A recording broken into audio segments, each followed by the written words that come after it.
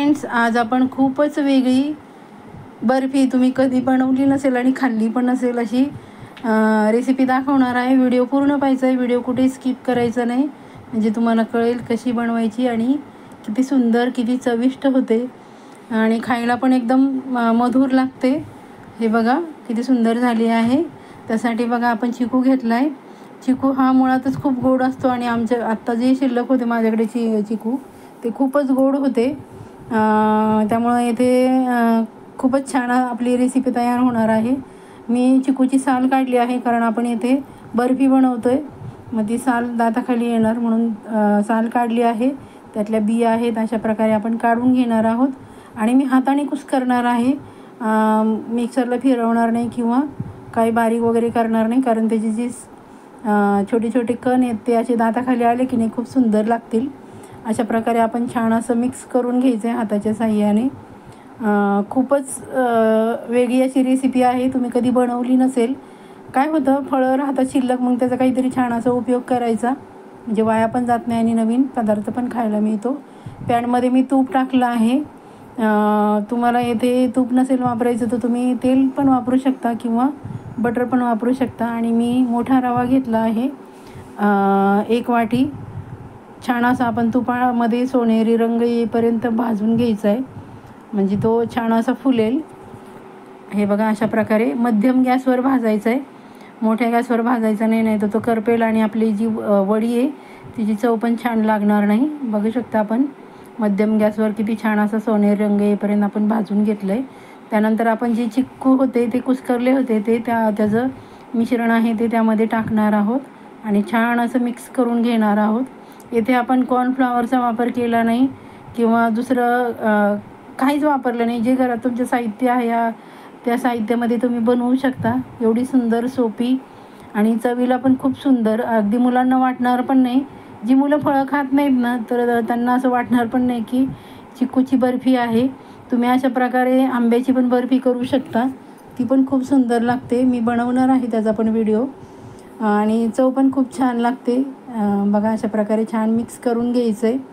खूप सुंदर अशी रेसिपी आणली आहे मैत्रिणींनो, तर मग व्हिडिओ पूर्ण पाहायचा। त्यानंतर माझ्याकडे दुधाची साय होती, मग म्हटलं चला ती पण टाकूया, कारण त्याने खूपच छान अशी चव येईल। तुमच्याकडे जर साय अवेलेबल नसेल तर तुम्ही इथे दूध वापरलं तरी चालेल, काही प्रॉब्लेम नाही, दुधाने पण छान चव येते। अशा प्रकारे आपण छान हलवून घेतलं आहे। खूप सुंदर अशी रेसिपी आपली तयार आहे। त्यानंतर आपण साखर टाकतोय, अर्धी वाटी, छोटी 1 वाटी। तुम्हाला जर येथे खडी साखरेचा वापर करायचा असेल तरी करू शकता, गुळाचा वापर केला तरी चालेल। माझ्या गुळाचं लक्षात नाही आलं खरं, गुळाने खूपच अजूनच छान झाली असती, पण काय हरकत नाही, तुम्ही येथे गुळाचा वापर करू शकता आणि सुंदर अशी पौष्टिक आपली बर्फी तयार होईल। त्यानंतर 5 मिनटं झाकून ठेवले। 5 मिनटानंतर बघू शकता किती छान रंग आला आहे आणि आपला रवा आहे तो पण छान फुलला आहे। बघा बघा अगदी पॅनला ते सगळं सुट्टं होतं आहे, अजिबात चिकटत नाही आहे, म्हणजे पूर्ण आपलं बर्फीचं जे मिश्रण आहे ते छान असं शिजलं गेलं आहे आणि खूप छान मिश्रण तयार झालं आहे। बघा किती सुंदर, अगदी वाटणार पण नाही की कशाची बर्फी आहे। मुलांना खायला द्या आणि खाऊन झाल्यावर विचारा कशाची आहे, मुलं नाही मोठ्यांनासुद्धा लक्षात नाही, एवढी सुंदर होते। त्यानंतर आपण शेवटी वेलची पावडर टाकायची। वेलची पावडर शेवटी टाकली ना की त्याचा स्वाद छान राहतो शेवटपर्यंत। सुरुवातीला जर टाकली तर त्याचा वास कमी होतो।